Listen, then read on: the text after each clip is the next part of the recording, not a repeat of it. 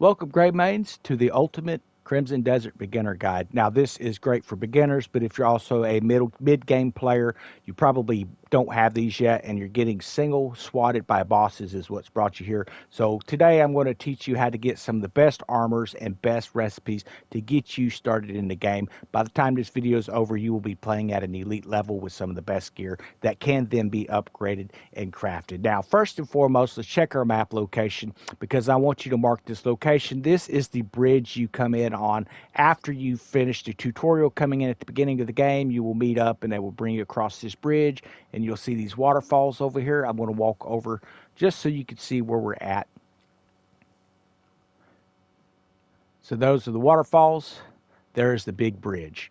Now, when you glide down here, there is going to be an Abyss Nexus. It will be a glowing orange color now is what they have this thing. When you stand on it, it will turn into a glowing blue, and that little sparkling orange color will be gone. Now, when you come over to this corner here, you're going to go into a witch's cave. There may or may not be a witch in here when you get here, depending on where you are at in the game. If there is, it doesn't matter. This recipe is in here for you. So the recipe is going to be laying, it seemed as though it was right here on this table. It could have been over here. It's been a while. Like I said, it's been over 300 hours of gameplay so far. So you will find that Palmar recipe laying in here. You will pick it up, and then it's going to tell you that you can craft Palmar pills, and I'll show you what those look like, and I will explain what they do. But this is where you're going to do it, at the cauldron. You will hold the square on PlayStation to craft. It will be X on your Xbox, and whatever it is for you on your PC players. Okay, so you have just picked up the Palmar pill, not to be confused with refined, but the Palmar pill you can use Longhorn, which will take 15 to get Longhorn. That will be gathered from buck, the male deer. When you harvest them hunting, you can get them that way.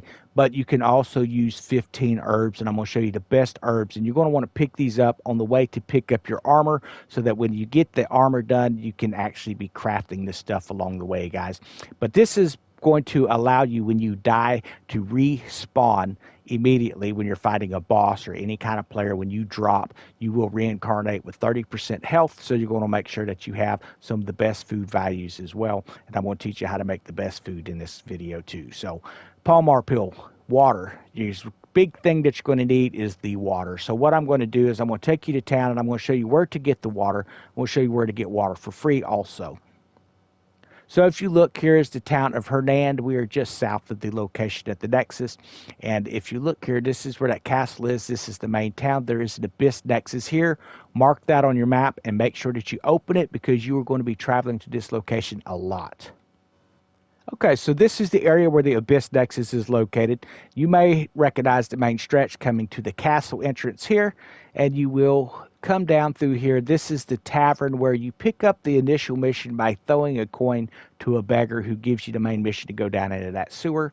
The tavern door is here. When you come into the tavern, you speak to the young lady here. She will sell you water at 3 cents a cup with a limit of 7. Now, if you want to get it free, and I'd buy from her, and I also buy here, and then I also get this stuff free, because you need a lot of water in this game. So Delkin, he is the grocer, and all your grocers will have these little deer heads on their little head there, and he will sell you water as well. Now, if you continue down this road and hang a left at the dead end, where they're going to head over, and for those who have reached this mission, if you're not, it is one of the first missions you're going to run into. You will be running a mission where you have to actually clear a chimney. It is this busted house down here. It's got this kind of jacked up looking roof, and you will have to get a broom that's over here and clean that chimney out. But what we're here for is we're going to walk up to the handle, and again on PlayStation, you're going to use the square button, X on Xbox, and then we're going to hold on the right on our D-pad to lower that bucket into the water. Once it's down, then we're going to hold to the left to raise it back up. And then we're going to hit the release button, and we're going to look over and get water. And every time you do that, there are wells in every villages. It will be up to you to locate those wells. They are not marked on the map. Unfortunately, we do not have a well in our camp yet. That is one of the big things that the players are asking for. So that has now got you the base of the Palmar pill. And I'm going to show you a great location to start picking up your flowers on the way over. If you recall, when we were up here, this is your fast travel location to the Nexus. Here's where that witch cave was. This is Rocket Hills. It's on the other side of that large bridge. Yes, there is a fast travel right here at 3 Saints Falls. You're going to want to go ahead and mark, because it is the best place to pick up the herbs. Okay, so now we have our Nexus marked here, and we are going to come down into Rocket Hill. Once you have this location marked, you can just glide down and watch for the flowers to start spawning beneath you.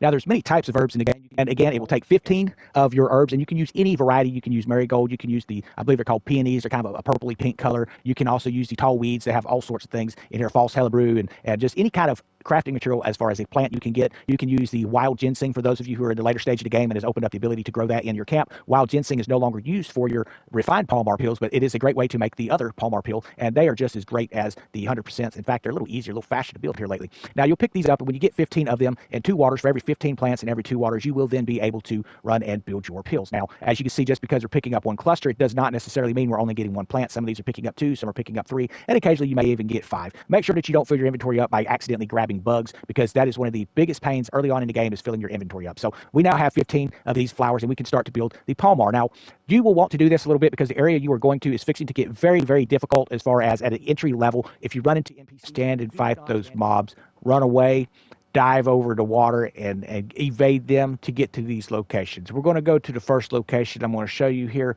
on the map, and we're going to fast travel over to it so I can teach you about waterfalls and stabbing waterfalls as well. So our first location, if we come over from where we currently are, we have Diminis here. We're going to come at the second E midway, and we're going to come straight up.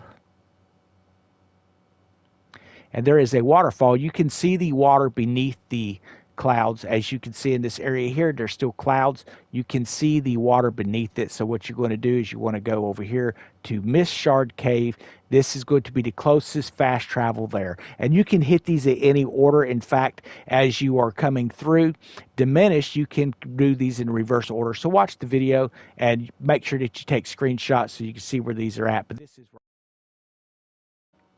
okay, so we have fast traveled here to the Abyss Nexus. This is our cave location we're going to go to. You are going to have the journal, your skill set, and you need to make sure that you have the stab skill opened up. If you do not have the stab skill, you can get this very easily by running around the Hernand area, killing the mobs that are around there that you can take out pretty easy. And there is a meter on the left-hand side of the mini-map that glows yellow. When you fill that up, that gives you an Abyss artifact or a skill point to spend. So I'm going to glide down to the bottom of this waterfall here, and I'm going to teach you a little bit about waterfalls. This is important because there are a lot of waterfalls in the game, and it's good for you to learn how to identify. You see a stack of rocks like this one here, that means that you can stab through that waterfall. So what we're going to do, we have the stab perk. We're going to hit our R1 and our triangle as we get close. That is going to charge up, and then we're going to stab through that waterfall, which allows us in here. Now, this location that I showed you on the map also doubles as a gold mine, guys. So you will take and use your force charge on your palm and break through that.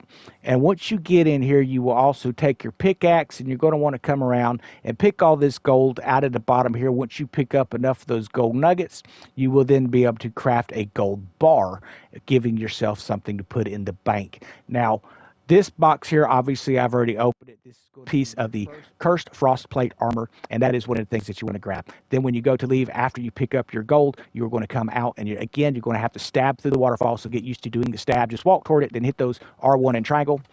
Maybe not get so close, and then you can come through very easily.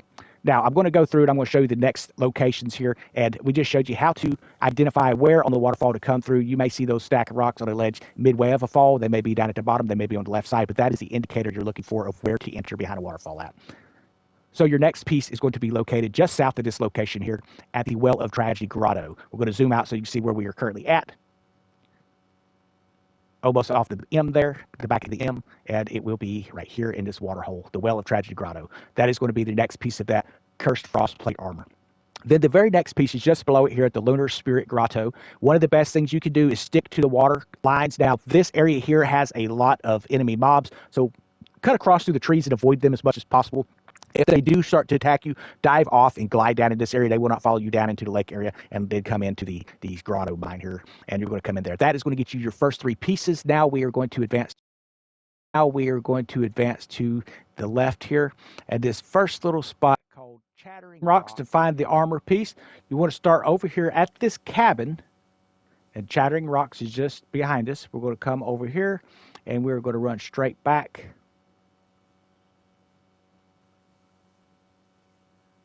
And when you get here to this broken building, you're going to take, again, pulling your sword out, flashing it, holding. We're going to burn all this weeds back.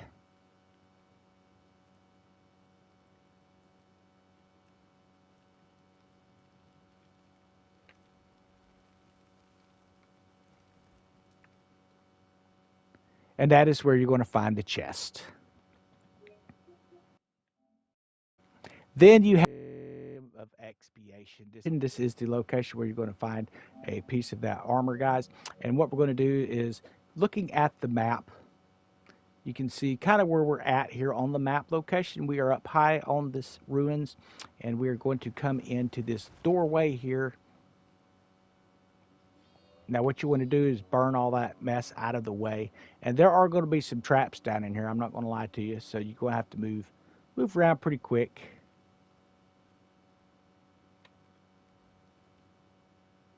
Squatting down.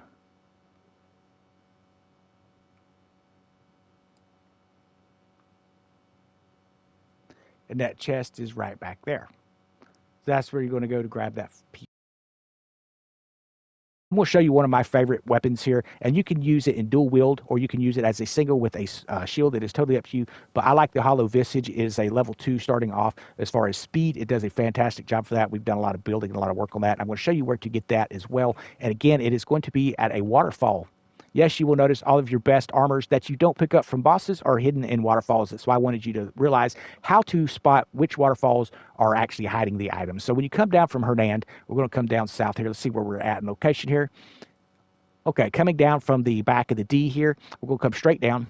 And this is the area where the Reed Devil will be at. I don't recommend coming down here until you're ready to fight him, but you can traverse these mountains if you want to and avoid enemies. But there is a waterfall here at the top of this little kind of a backward S-looking ravine, and there's a waterfall at the top and a waterfall at the bottom. This is the only waterfall that has the ledge, and the ledge is going to be on the left side, mid-tier, and you will stab in behind it, and that is where you will pick up that Hollow Visage sword. And it, like I say, that is a fantastic sword. We've done a lot of upgrades to it, but I picked that up as one of my first major swords, and we've now got that up to a veteran status with an attack of 30, critical rate of 3, attack speed level 2. We've also got Frostspike, Wounds of Darkness on there, and a critical 3 gem put on it. Now I may adjust this a little bit for more crits. We'll have to wait and see, but I'm really enjoying it so far, and I wanted to share that with you as we end the video. But y'all have a wonderful day. If you got a best piece you prefer, definitely let me know, because I love to hear about different armor types, and you can mix and match armors. Like I like to mix and match the Scorch Plate with my Frost armor. That way if I go into cold areas, I'm covered. If I go into the Crimson Desert, I'm not losing stamina because it's too hot, and you can really start to build some really nice loadouts. Have a wonderful evening, folks.